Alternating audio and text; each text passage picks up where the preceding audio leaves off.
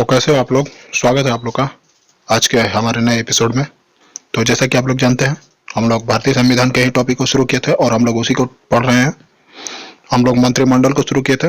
आज हम लोग मंत्रिमंडल को आगे बढ़ाते हुए उसी के टॉपिक को खत्म करते हैं। तो चलते हैं आज हम लोग अपने पहले क्वेश्चंस की तरफ। डेली हम लोग 15 से 20 क्वेश्चंस का प्रैक्टिस करते हैं, कभी 10 क्वेश्चंस का प्रैक्टिस करते हैं। ये संविधान के क्वेश्चंस है जो कि कंपटीशन के दृष्टिकोण से बहुत ही इंपॉर्टेंट है। बार बार कंपटीशन में पूछे जाते हैं, वही क्वेश्चन हम बार बार आप लोग के सामने ला रहे हैं। तो चलते हैं हम लोग अपने पहले क्वेश्चन की तरफ। आज का हमारा पहला क्वेश्चन है, देखिए ये क्वेश्चन हमने कल ही बताया था कि केंद्र सरकार पर किसी भी मुकदमे को कौन लड़ता है। ऑप्शन ए में सुप्रीम कोर्ट के मुख्य न्यायाधीश, बी में राष्ट्रपति, सी में प्रधानमंत्री और डी में महान्यायवादी। केंद्र सरकार पर किसी भी मुकदमे को कौन लड़ता है, आप लोग बताइए। केंद्र सरकार पर किसी भी मुकदमे को महान्यायवादी लड़ता है। ये हमने अभी आपको बताया था, कल ही बताया था। तो ऑप्शन नंबर डी सही है। क्वेश्चन एग्जाम के दृष्टिकोण से बहुत इंपॉर्टेंट है, आप लोग नोट जरूर कीजिएगा। अगले क्वेश्चन की तरफ चलते हैं। अगले क्वेश्चन में पूछा गया है कि महान्यायवादी केंद्र सरकार के मुकदमे को कहां लड़ सकता है। सुप्रीम कोर्ट में, राष्ट्रपति के पास, किसी भी कोर्ट में, दिल्ली हाई कोर्ट में। महान्यायवादी केंद्र सरकार के मुकदमे को कहां लड़ सकता है, आप लोग बताइए।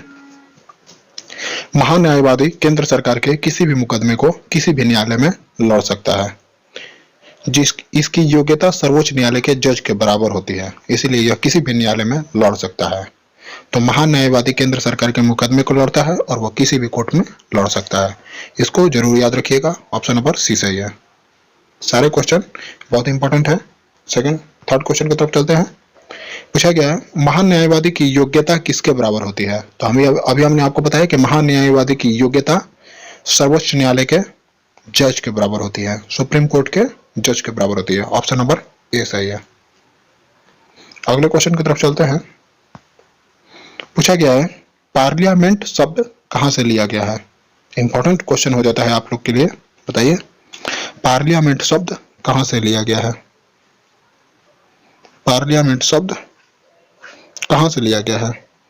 रूस से, फ्रांस से, अमेरिका से, इंग्लैंड से। पार्लियामेंट शब्द फ्रांस से लिया गया है। ऑप्शन नंबर बी सही है, इसको याद रखिएगा। संसद की जननी किसे कहा जाता है। संसद की जननी किसे कहा जाता है। रूस को, फ्रांस को, यूएसए को और यूके को। संसद की जननी यूके को कहा जाता है, United kingdom.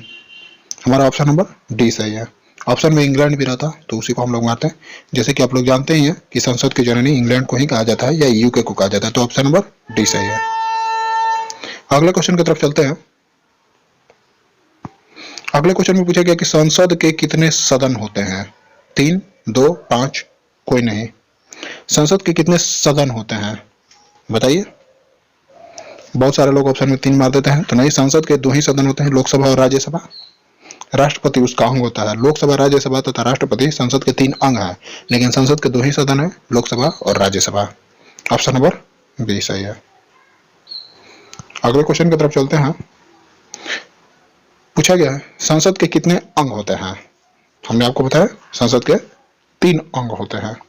Option number A सही है। अगले क्वेश्चन की तरफ चलते हैं। निम्नलिखित में कौन स्थायी सदन है। लोकसभा, राज्यसभा, विधानमंडल, कोई नहीं। बताइए कौन स्थायी सदन है। तो जैसे कि आप लोग जानते हैं राज्यसभा स्थायी सदन है, और कौन अस्थायी सदन है, तो लोकसभा अस्थायी सदन है। ये आप लोग के लिए इंपॉर्टेंट क्वेश्चन हो जाता है, बार बार पूछा गया है। वैसे तो ये आसान क्वेश्चन था। चलिए चलते हैं हम लोग अपने अगले क्वेश्चन की तरफ। निम्नलिखित में कौन स्थायी सदन है, तो अभी हमने आपको बताया था राज्यसभा। अगले क्वेश्चन की तरफ चलते हैं। निम्नलिखित में किसे उच्च सदन कहा जाता है। तो जो स्थायी सदन होता है उसे उच्च सदन कहा जाता है, तो राज्यसभा को ही उच्च सदन कहा जाता है। ऑप्शन नंबर बी सही है। अगले क्वेश्चन की तरफ चलते हैं। निम्नलिखित में किसे अस्थायी सदन कहा जाता है। लोकसभा, राज्यसभा, ये और भी दोनों, कोई नहीं। तो अस्थायी सदन हमने बताया आपको लोकसभा को कहा जाता है, इसे याद रखिएगा। छोटे छोटे एग्जाम में यह सब पूछा जाता है। निम्नलिखित में किसे निम्न सदन कहा जाता है? तो यह भी हमने आपको बताया, लोकसभा को ही निम्न सदन कहा जाता है। उच्च सदन राज्यसभा, निम्न सदन लोकसभा, स्थायी सदन राज्यसभा, अस्थायी सदन लोकसभा। तो हमारा ऑप्शन नंबर इसमें ए सही हो जाएगा।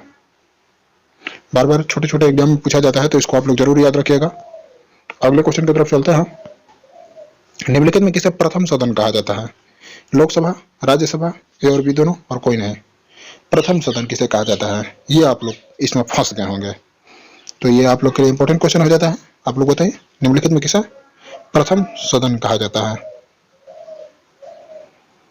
तो प्रथम सदन किसे कहा जाता है? प्रथम सदन लोकसभा को कहा जाता है, क्योंकि इसमें बहुमत के आधार पर पीएम बनते हैं और मंत्री परिषद लोकसभा में बैठता है, इसलिए इसे प्रथम सदन कहा जाता है। और द्वितीय सदन राज्यसभा को कहा जाता है। तो हमारा ऑप्शन नंबर ए सही है। इसे आप लोग याद रखिएगा, इंपॉर्टेंट क्वेश्चन हो जाता है, पूछा जाता है। निम्नलिखित में किसे द्वितीय सदन कहा जाता है? तो हमने अभी आपको बताया, द्वितीय सदन राज्यसभा को कहा जाता है। द्वितीय सदन किसे कहा जाता है? राज्यसभा को। ऑप्शन नंबर बी सही है। अगले क्वेश्चन की तरफ चलते हैं। देखिए अगले क्वेश्चन में क्या पूछा गया है। निम्नलिखित में किसके निर्वाचन में जनता भाग नहीं लेती है? लोकसभा, राज्यसभा, ए और बी दोनों और कोई नहीं। किसके निर्वाचन में जनता भाग नहीं लेती है? तो राज्यसभा के सदस्यों के निर्वाचन में जनता भाग नहीं लेती है, इसलिए इसे अप्रत्यक्ष मतदान भी कहा जाता है। ऑप्शन नंबर बी सही है। अगले क्वेश्चन की तरफ चलते हैं। निम्नलिखित में कौन सा व्यक्ति राज्यसभा का चुनाव लड़ सकता है? सिर्फ उसी राज्य का व्यक्ति, आसपास के राज्य का व्यक्ति, किसी भी राज्य का व्यक्ति, आम आदमी नहीं लड़ सकता है। बताइए निम्नलिखित में कौन सा व्यक्ति राज्यसभा का चुनाव लड़ सकता है? करेक्ट आंसर दीजिएगा।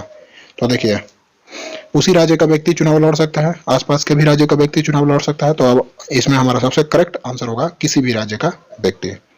तो राज्यसभा का चुनाव किसी भी राज्यसभा का व्यक्ति लड़ सकता है। एक एग्जाम्पल आप लोग बताइए। हम एक एग्जाम्पल देते हैं, जैसे मनमोहन सिंह पंजाब के हैं, मनमोहन सिंह पंजाब के हैं और वो असम से चुनाव लड़े थे। तो हमारा ऑप्शन नंबर सी सही होगा इसमें। तो ये थे हमारे आज के क्वेश्चन। वीडियो को अच्छा लगा हो तो जरूर लाइक कीजिएगा, चैनल को सब्सक्राइब कीजिएगा। ऐसे ही हम लोग डेली क्वेश्चंस लाते रहते हैं, आप लोग के लिए बहुत इंपॉर्टेंट है। अगर आप लोग सारे क्वेश्चंस को कर लेते हैं तो संविधान के रिलेटेड जितने भी क्वेश्चन एग्जाम में आएंगे आप सभी उसको सॉल्व कर पाएंगे, आपसे सभी सॉल्व हो रहे होंगे। तो आप लोग जरूर इस सारे क्वेश्चंस को नोट कीजिए और वीडियो को लाइक कीजिए, चैनल को सब्सक्राइब कीजिए। आप मिलते हैं नए अगले वीडियो में। तो जय हिंद, जय भारत।